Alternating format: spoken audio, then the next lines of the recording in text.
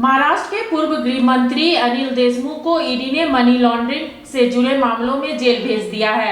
अदालत ने अनिल देशमुख को जबरन वसूली और मनी लॉन्ड्रिंग मामले में 6 नवंबर को प्रवर्तन निदेशालय की हिरासत में भेजा है। ईडी ने अनिल देशमुख को कल गिरफ्तार किया था। 100 करोड़ की वसूली मामले में आरोपी महाराष्ट्र के पूर्व गृह मंत्री अनिल देशमुख की दीपावली ईडी की हिरासत में ही मनेगी। स्पेशल पीएमएलए कोर्ट ने उन्हें 6 नवंबर तक ईडी की कस्टडी में भेज दिया है। कल देर रात देशमुख को तकरीबन 13 घंटे की पूछताछ के बाद गिरफ्तार किया गया था। अदालत ने देशमुख द्वारा कस्टडी में घर का खाना देने और पूछताछ के दौरान उनके वकील को उनके पास रहने की अर्जी को मान लिया है। वे कई दिनों तक लापता रहने के बाद सोमवार को अचानक प्रवर्तन निदेशालय यानी ईडी के कार्यालय पहुंच गए थे। ईडी को कई महीनों से उनकी तलाश थी। देशमुख को ईडी ने 5 बार पूछताछ के लिए सम्मन किया था, लेकिन हर बार उनके वकील इंद्रपाल सिंह ही ईडी ऑफिस पहुंचे थे। उनकी दलील थी कि देशमुख 75 साल के हैं और महाराष्ट्र में कोरोना के बढ़ते मामलों की वजह से वो पेश नहीं हो सकते।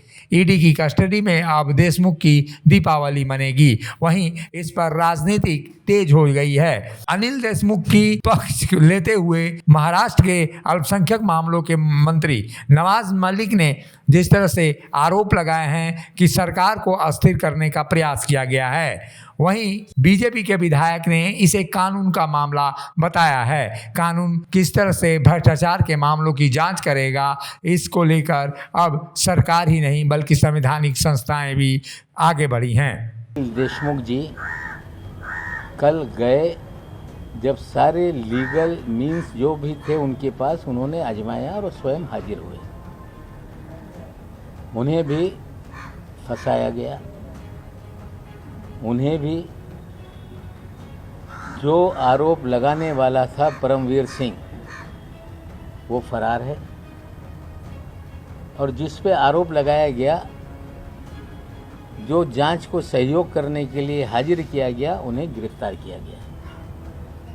ये सारी कार्रवाई राजनीति से प्रेरित है, सरकार को बदनाम करने के लिए है, नेताओं को डराने के लिए है। ईडी के 6 समन्स के बाद और मुंबई न्यायपालिका देश की सर्वोच्च न्यायपालिका सभी जगह पर किसी भी प्रकार का रिलीफ न मिलने के कारण आखिर मजबूरन पूर्व गृह मंत्री जी को ईडी के सामने जाना पड़ा। अब ये महाराष्ट्र के तीनों दल और पूरी सरकार उनका बचाव किस कारण कर रही थी कि क्या कहीं अनिल देशमुख जी से मुख से महीने के 100 करोड़ रुपए की वसूली के कौन कौन साझेदार हैं, कौन से नेता को कितने पैसे मिलते थे, क्या यह जानकारी देश और लोगों के सामने न आए, इस कारण पूरी की पूरी सरकारों ने बचा। अनिल देशमुख मामले में जिस तरह से लगातार एक दूसरे पर आरोप लग रहे हैं, उसके बाद से ये पूरा मामला उलझता हुआ नजर आ रहा है। पिछले हफ्ते देशमुख की उस याचिका को बॉम्बे हाईकोर्ट ने खारिज कर दिया था, जिसमें उन्होंने ईडी के सम्मन को रद्द करने की मांग की थी। ईडी 100 करोड़ की वसूली मामले में मनी लॉन्ड्रिंग एंगल से जांच कर रही है। देशमुख के साथ उनके बेटे ऋषिकेश देशमुख और पत्नी को 2 बार पूछताछ के लिए बुलाया गया था, लेकिन वे ईडी के दफ्तर नहीं पहुंचे थे। माना जा रहा है कि देशमुख के बाद आज या कल उनके बेटे और पत्नी को भी ईडी के सामने आना ही पड़ेगा।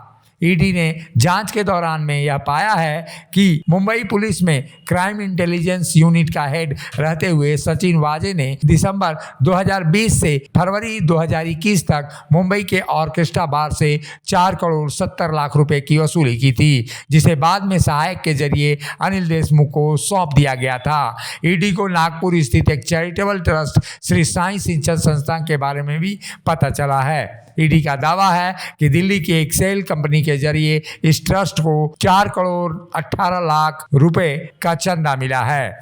पूरे मामले को लेकर जिस तरह से बातें अब आ रही हैं, वो जांच की गुत्थी सुलझने के बाद ही पता चलेगा। मुखर संवाद के लिए मुंबई से ब्यूरो रिपोर्ट। जब टूटती है आस, जब थकती है सांस, जब रूठते हैं अपने, मुंह मोड़ता है जमाना। जब अंगड़ाई लेता है संकल्प, फिर बनती है कहानी, बनते हैं अनमिट निशान। देखिए मेरे साथ संघर्ष की दास्तां।